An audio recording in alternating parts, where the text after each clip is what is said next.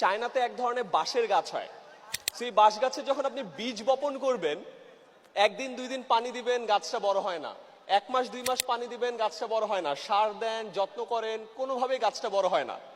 1 বছর বীজ থেকে চারা গাছ অঙ্কুরিত হয় না।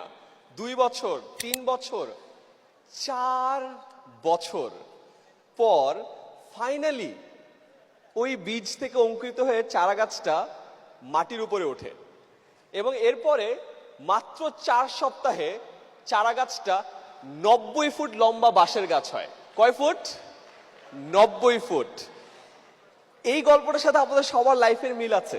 আপনারা এখন অনেক কষ্ট করছেন, অনেক কষ্ট করে ঢাকায় আসছেন, অনেকের সাথে পরিচিত হওয়ার চেষ্টা করছেন, নেটওয়ার্কিং করছেন, কল দিচ্ছেন, হয়তো পাত্তা পাচ্ছেন না, অনেক জায়গায় যাচ্ছেন, কাস্টমার কিনছে না। মনে রাখেন, আপনারও বীজটা একটু অঙ্কুরিত হতে টাইম লাগছে। ওই যে 4 বছর একবার করে একবার যখন ওখান থেকে বের হবেন, 4 সপ্তাহে 90 ফুট এই স্টেডিয়াম পার হয়ে যাবেন। ঠিক এখানে একটা মজার বিষয় আছে। তখন ওই চারা গাছটা দেখে বাকি মানুষ কিন্তু বলে যে আরে মাত্র 4 সপ্তাহে চারা গাছটা 90 ফিট লম্বা হয়েছে। আসলে কি 4 সপ্তাহে 90 ফিট লম্বা হয়েছিল? 4 বছর 4 সপ্তাহে 90 ফুট লম্বা হয়েছিল।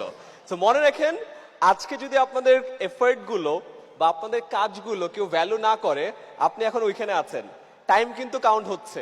যখন একবারে ওখানে একদম ওই ছাদ ফেরে যখন বের হয়ে যাবেন, তখন মানুষ আপনাকে বলবে যে আরে আঙ্গুল ফুলে কলা গাছ না, হঠাৎ করে বড়লোক হয়েছে। তখন তাদেরকে মনে করায় দেন যে না ভাই, 4 বছর আগে ইকবাল বাহার ভাইয়ের এই মহাসমারোহেতে ছিলাম, অনেকজনের সাথে কথা বলেছি, ফোন নাম্বার নিয়েছি, কল করেছি, তারপরে আরো 4 বছর পরে এই জায়গায় এসেছি।